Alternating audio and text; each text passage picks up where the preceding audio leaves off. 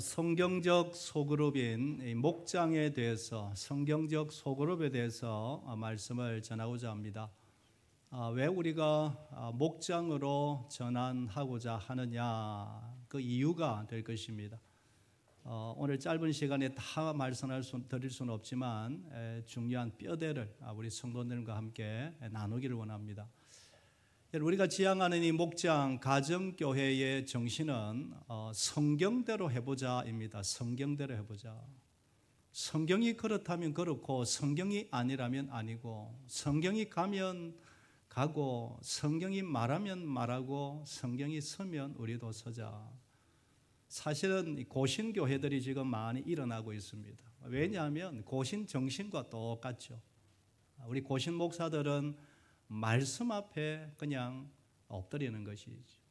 그래서 설교 시간에 세상에 이런저런 이야기 잘 하지 않습니다. 할 수만 있다면 말씀만 전하자. 이게 고신 정신이기도 한 것이죠. 여러분, 그래서 오늘은 덩치 조금 큰 이야기, 교회적인 이야기를 하겠지만, 이것이 저와 여러분에게 개인적으로 주시는 성령님이 나에게 주시는 하나님의 음성이 꼭 있기를 바랍니다.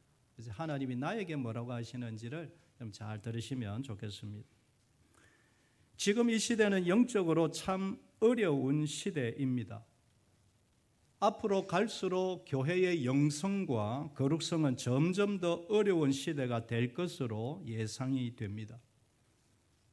물론 하나님의 나라는 변함이 없습니다. 하나님의 나라는 결코 조금도 모자람이 없고 흔들림이 변함이 없습니다. 계속 천성을 향하여 전진할 것입니다. 그러나 다가오는 우리의 자녀들 시대, 미래의 시대는 영적으로 더 힘들 것이라는 사실은 틀림이 없습니다. 예전에는 교회가 존경의 대상이 되었던 시절이 있었습니다. 말 그대로 교회는 세상의 어두움을 밝혔고 세상의 약함과 모자람을 채워주고 어쨌든 사람들을 도우려는, 그래서 배우려면 교회에 가보라, 힘들면 교회에 가보라, 그런 시절이 있었습니다. 물론 지금도 아직도 대부분의 교회는 세상을 향하여 그렇게 섬기기를 원합니다. 봉사하기를 원합니다. 오른손에 한 것을 왼손이 모르게 낮은 자세에서 교회의 말씀대로 섬기는 것이 교회의 방향이지. 그러나 세상이 교회를 바라보는 교회의 신뢰도는 점점 떨어지고 있는 것이 사실입니다. 사실 바닥을 향하여 내려가고 있습니다. 제가 지금 올해 2026년도 교회에 대한 통계 자료를 다 들고 있지만 갈수록 교회를 바라보는 세상의 시선이 너무 차갑습니다. 그들의 말을 정리해 보면, 교회는 너무 자기 중심적이다. 교회는 너무 배타적이고 공격적이다. 교회는 정치 집단 같다. 교회는 윤리와 재정적인 문제에 너무 불투명하다. 저는 그 말 인정하지 않습니다. 여러분, 교회같이 투명한 곳이 있을까요? 다 종교 지도자들 재정 다 보고 한번 이렇게 세상 말로 까서 한번 보자고 그럴까요? 교회만큼 투명한 곳 없습니다. 그러나 이 말을 들으면 우리 자신들을, 목사인 저부터 해서 우리 자신들을 한번 깊이 돌아봐야 된다라는 것입니다. 우리가 더 살피고 돌아봐야 할 것은 교회 내부의 모습입니다. 주님의 지상명령인 사람을 구원하여 세례 주는 자, 그것을 교회의 사명으로 여기고 직분자들의 사명으로 여기고 세례받고 구원받는 자들이 계속해서 늘어가고 있는가라는 것입니다. 성도들의 삶에 예수님을 닮아가고자 하는 성숙화, 성화의 삶이 계속 일어나고 있는가라는 것입니다. 우리 교회 어르신들이 많고 원로가 계신데 그래 할 줄 믿습니다만, 그날이 다가오면 다가올수록 계속 천성을 향한 그 간절한 소망과 꿈과 기대가 어제보다 오늘이 커져가고 계신가라는 것입니다. 더 가슴이 아픈 것은 우리 다음 세대의 암울한 영적인 미래입니다. 이미 아시는 대로 청년들의 복음화율, 학생들의 복음화율은 계속 떨어져 이미 우리나라 다음 세대는 선교지가 되었습니다. 그동안 우리가 애쓰지 않는 것도 아니고 섬기지 않는 것도 아니고 우리가 그렇게 기도하지 않는 것도 아니고 헌신하지 않는 것도 아닙니다. 우리 교사들 토요일마다 주일 아침마다 얼마나 수고하시는지 모릅니다. 그런데 왜 이런 결과들이 나왔습니까? 무엇이 잘못되었습니까? 선배들이 잘못했습니까? 우리가 잘못했습니까? 그러면 지금이라도 무엇을 강화해야 합니까? 오늘 이 문제는 어쩌면 우리 성도님들 나와 상관없다 이 문제가 아니라 우리의 문제, 우리 아들, 딸들의, 손자들의 문제입니다. 오늘 본문을 보면서 이 문제를 한번 짚어보기를 원합니다. 초대 교회는 지금 우리보다 비교할 수 없을 정도로 힘든 시대였습니다.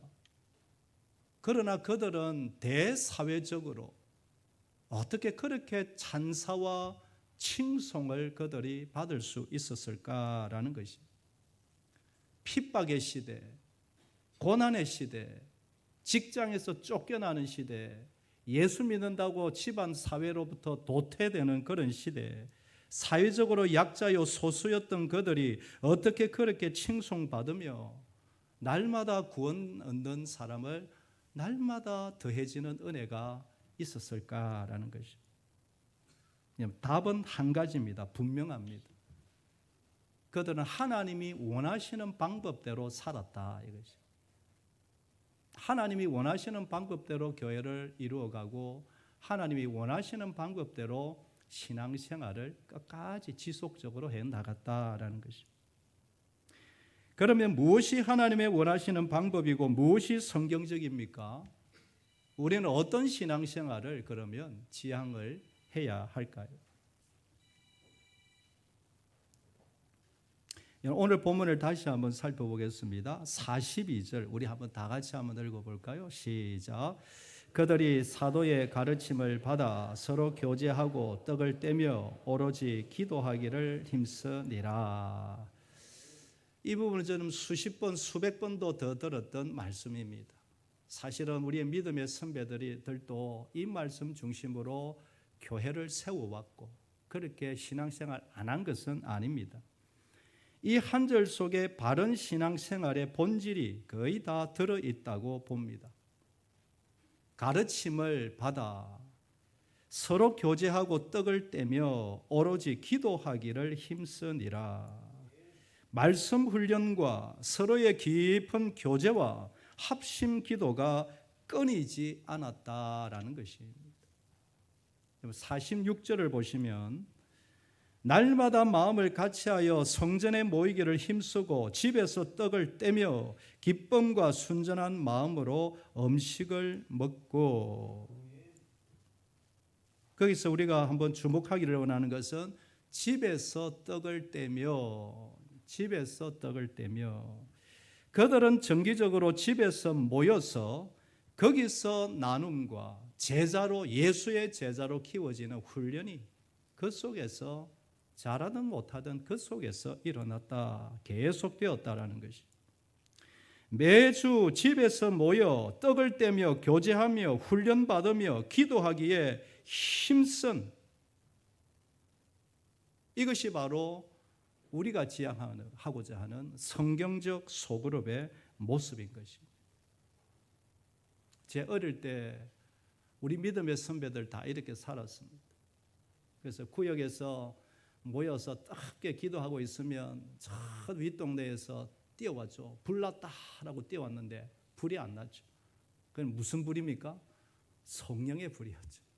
구역 모임 때 열심히 기도하니 세상 사람들의 눈에는 불로 보인 것입니다.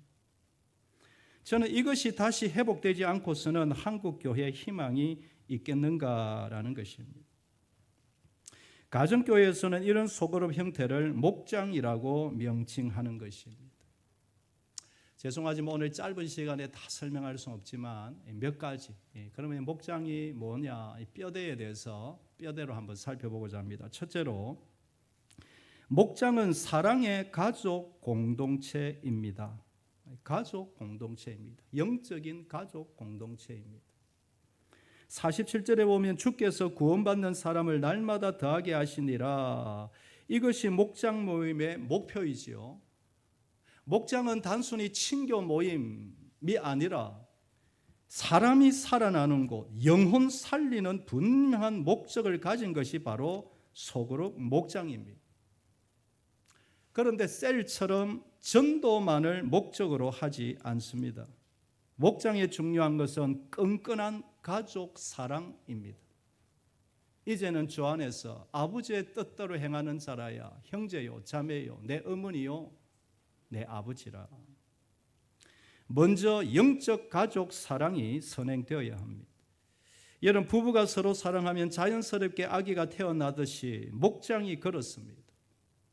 사람을 전도하자, 사람 살리자 중요한 목표이지만 억지로 그렇게 하지 않습니다. 목장 식구들이 주 안에서 사랑으로 똘똘 뭉친 가족이 되면 자연스럽게 새 생명이 태어난다. 이게 성경의 원리다. 그렇게 보는 것입니다. 오늘도 1부, 2부 우리 간증을 우리 집사님, 권사님들 하셨는데 목장 세미나를 다녀오신 분들은 한결같이 말하는 것이 그들의 섬김과 사랑, 어떻게 저렇게 섬길까라는 것입니다. 타 교회에서 손님들이 오기 때문이 아니라 제가 본 것은 평소에 그들의 삶이, 마음이 그런 것입니다.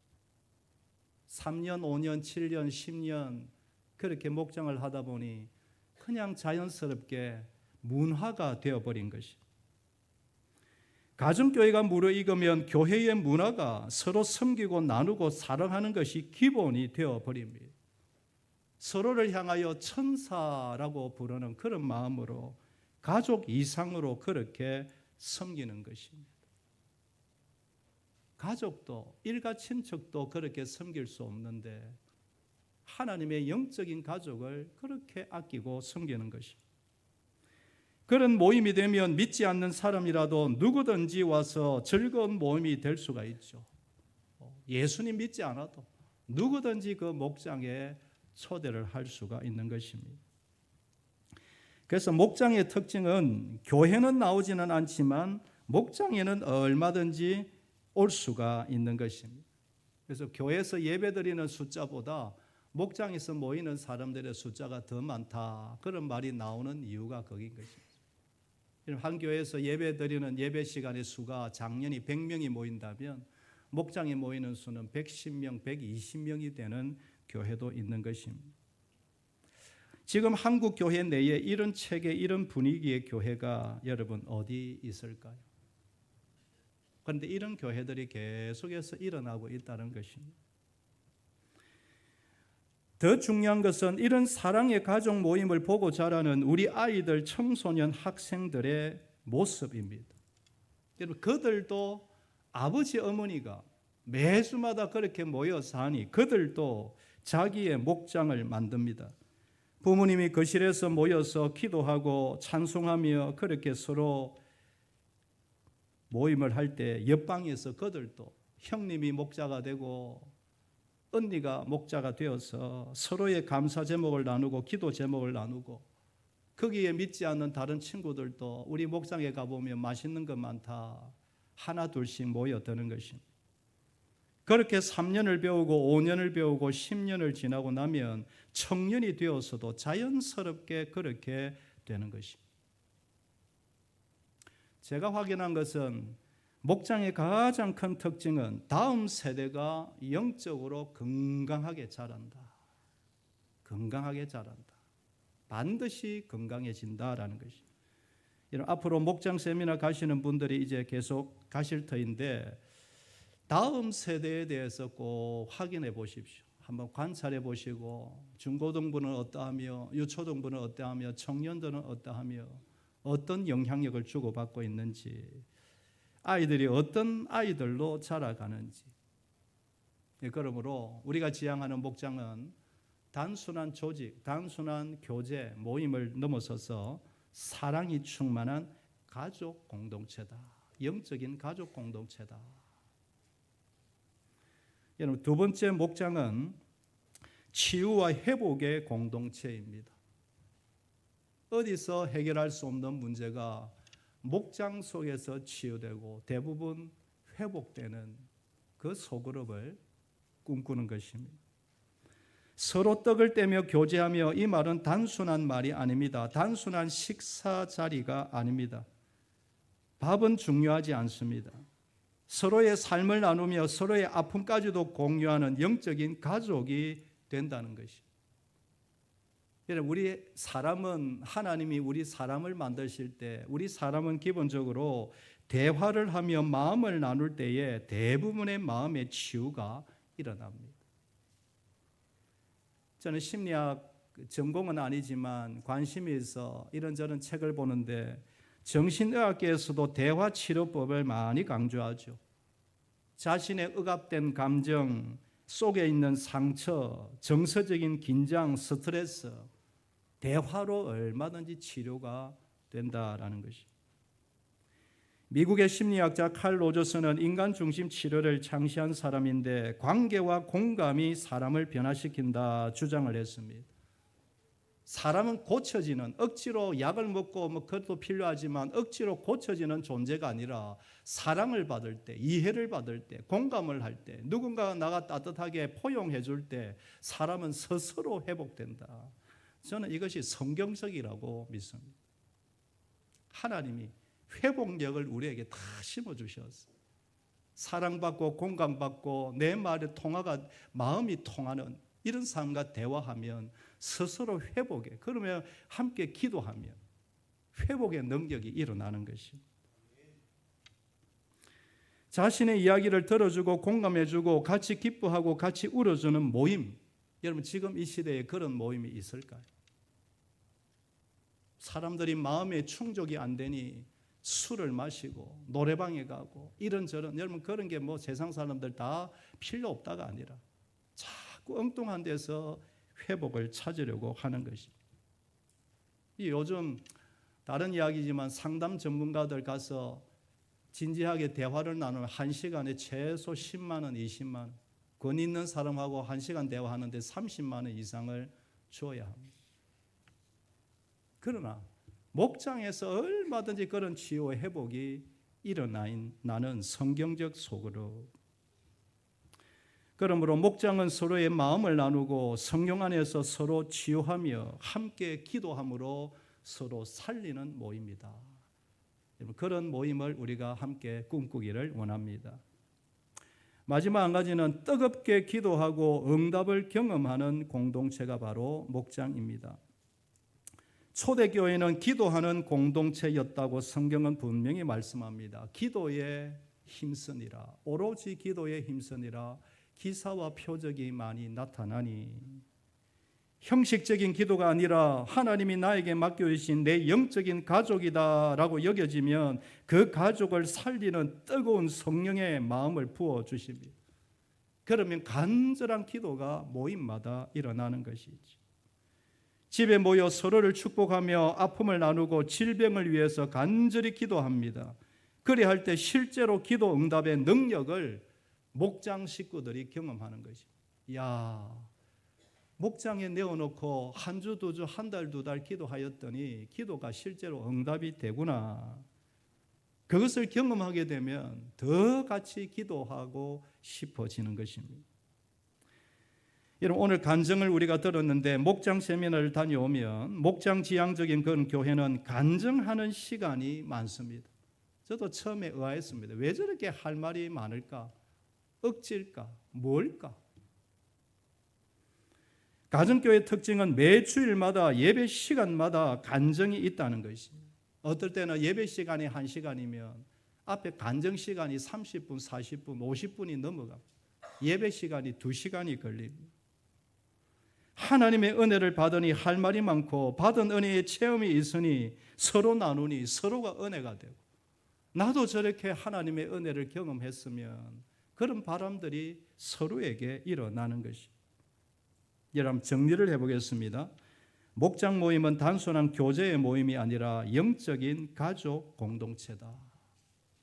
그 안에서 예수 그리스도를 닮아가고자 하는 치열한 몸부림이 있고 아무리 약하고 힘든 사람도 와서 위로하고 격려받고 힘을 얻고 돌아가는 사람 살리는 그런 모임이고 뜨겁게 기도하고 성령의 은혜가 임하는 그런 모임이다. 특별히 우리가 관심을 가지는 것은 이런 모습들을 보고 자라나는 어린 자녀들, 학생들 3년, 5년, 7년 계속 그 모습을 보고 배우며 자라가는 것이고 그렇게 시간이 지나고 세월이 지나면 교회의 영적인 문화가 되어버려요. 억지로 기도해라, 억지로 큐티해라. 여러분, 솔직히 저의 입술에서도 큐티했냐? 우리 교사들, 집안, 여러분 가정, 손자들 어떻습니까? 이게 자연스럽게 교회 문화가 모이면 기도하고 아픔을 내어놓고 한 사람 친구를 위하여 기도하고 전도하고 이게 그냥 교회의 문화가 되어버려요. 그렇게 안 하는 것이 이상한 교회요 세대가 되어버리는 것이죠. 저는 우리 대일교회가 초기에는 힘들겠지만 몇 년 지난 이후에 이런 총체적으로 아름다운 교회로 일어나기를 기도하고 기대하고 기도하고 있습니다. 아침마다 머리에 상상을 하며 3년 후, 5년 후, 7년 후를 꿈꾸며 계속해서 기도합니다. 여러분도 함께 기도해 주시기를 부탁을 드립니다. 그렇다면 이제 우리가 어떻게 해야 할까요? 어떻게 준비해야 할까요?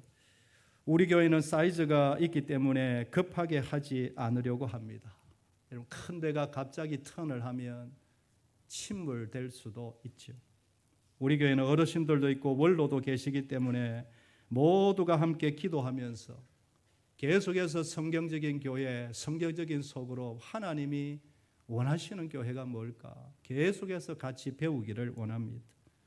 같이 기도하며 같은 마음으로 한 뜻, 한 목표, 한 마음으로 목장 전환을 준비하고자 합니다. 이를 위해서 제가 두 가지를 부탁을 드리는데 함께 기도해 주시기를 바랍니다. 첫째로는 앞에서 설명한 이런 목장의 그림을 가지고 이 목장 모임이 하나님이 기뻐하시는 모임이다. 이런 같은 마음으로 기도해 주시기를 부탁을 드립니다. 여러분, 이 땅에 완벽한 것은 없습니다. 성경적인 속으로 여러분 완전한 모임은 교회는 지상교회는 없습니다. 그럼 어떻게 하면 이 사도행전 2장을 제대로 한번 실현해 볼까? 그 몸부림이 목장 속에 있다라는 것입니다. 하나님이 기뻐하시는 생명이 일어나는 모임, 목장에 대한 기대감과 사모함이 저에게 여러분에게 같이 일어나게 되기를 소망합니다. 올해 후반기나 연말 연시에 목장으로 편성될 것인데 미리 기도로 준비해 주시면 좋겠습니다. 주님, 저도 좋은 목장에 들어가게 하여 주옵소서. 정말 저의 남은 인생 후반전을 같이 보낼 그런 믿음의 동력자, 좋은 목자를 만나게 하여 주옵소서. 여러분 함께 기도하며 준비해 주시기를 바랍니다. 두 번째로는 좋은 목자들이 세워지도록 기도해 주시기를 부탁을 드립니다. 여러분, 목장이 세워지려면 목자로 헌신하는 분들이 나와야 합니다. 저는 70명의 목자, 우리 교회가 사이즈가 작지 않기 때문에 70명 이상의 목자를 위해 늘 기도하고 있습니다. 오늘 간증하신 분들 세미나를 다녀오시면서 마음의 감동, 억지가 아니라 하나님이 주시는 감동이라고 저는 생각합니다.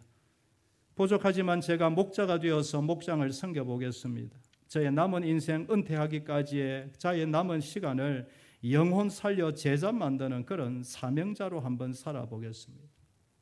다음 세대의 아름다운 영적인 유산을 물려주는 은혜의 징검다리, 구속 역사의 징검다리 역할을 감당하는 그런 사명자로 하나님 저를 한번 사용하여 주옵소서. 그러려면 반드시 목장 세미나에 다녀오셔야 합니다. 그럼 제가 1월달, 2월달 계속 이야기를 했는데 갔다 오셔서 목사님 오늘 이번에 간증하신 분들이 그런 이야기를 한 건 아니고요. 처음 듣는 것 같이.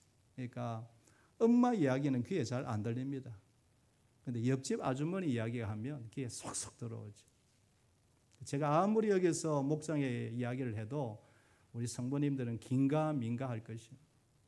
그래서 부탁을 드리는 것은 우리 직분자들, 부부는 꼭 전반기 때 후반기 때 다녀오시기를 바라고, 우리 구역장님들 부부도 다녀오시기를 바라고, 또 말씀을 듣다가 마음에 감동이 되시는 분들은 우리 교육자들이 꼭 문의를 해 주시기를 부탁을 드립니다. 목장 세미나를 다녀오시면 눈이 열리고 마음 문이 열립니다. 목자의 행복이 뭔지, 목자의 기쁨과 영광이 무엇인지를 알게 됩니다. 상황이 저렇게 바쁘고 저렇게 형편이 어려운 가운데서도 왜 목자를 할까? 저의 첫 번째 질문은 이것입니다. 저분들이 보통 바쁜 분하고 다 직장이 있고 집안에 할 일이 있는데 왜 저렇게 목자를 할까? 저렇게 몸이 아프고 저렇게 자녀들이 질병에 걸려 고생하는데 왜 목자를 계속 할까? 내 병변에 걸려 대소변을 가려내야 하는 여자아이를 23살, 4살까지 업고 다니면서 왜 목자를 할까? 하나님이 이런 분들을 저에게 만나게 하셨습니다. 암에 걸려 겨우 이제 2년, 3년밖에 안 됐는데 그것도 부부가 다 유방암에 걸리고 갑상선 암에 걸려 5년도 지나지 않았는데 왜 저렇게 목자를 내려놓지 못할까? 목사 신학을 한 사람이 아니라 일반 평신도로서 목사를 부끄럽게 만들고 목사의 체면을 완전히 구겨버리는, 왜 저런 가운데 목자를 계속할까? 그들은 하나님이 주시는 목자의 영광을 맛보았기 때문입니다. 하나님이 정말로 기뻐하시는 것이 이것이구나, 인생의 답을, 인생 후반전의 답을 그들이 찾았기 때문입니다. 한번 가셔서 물어보십시오. 안 힘듭니까? 힘들고 수고스럽지만 그들은 행복하다고들 말합니다. 힘들고 어렵지만 순종하여 섬겼더니 감당할 힘을 주시고 이길 은혜를 주시더라. 하나님이 주시는 위로가 설명이 안 될 정도로 크더라. 이 땅 살아가는 동안 기적 같은 이 땅의 분복도 하나님이 덤으로 주시더라. 그들은 은퇴까지 이 사역을 내려놓지를 못하는 것입니다. 은퇴 이후에도 어른들을 섬기는 시니어 목자를 또 섬기는 것입니다. 목자들은 한결같이 베드로전서 말씀을 가슴에 담고 삽니다. 베드로전서 5장 4절에 그리하면 목자장이 나타나실 때에 시들지 아니하는 영광의 간을 얻으리라. 사실은 이 말씀은 신학을 공부하고 평생을 목회자로 살고자 하는 목사가 이 말씀을 붙들고 살지요. 그런데 평신도로서 신학도 하지 않는 사람이 직장생활 그 바쁜 와중에도 그 질병을 얻은 가운데도 주님이 주신 이 말씀 붙들고 평신도 목회자로 주어진 시간 동안 그렇게 하나님 앞에 살아가더라라는 것입니다. 그러니 하나님이 그런 목자들을 기뻐하지 않을 수가 있겠는가? 하나님이 그런 목자들, 그런 집안, 그런 자녀들 눈여겨보지 않으시겠는가? 그런 생각이 드는 것입니다. 여러분, 오늘 말씀이 너무 무겁고 여러분에게 눌리는 말씀이 안 되기를 바라고 앞으로 소망스러운 말씀이 되기를 원합니다.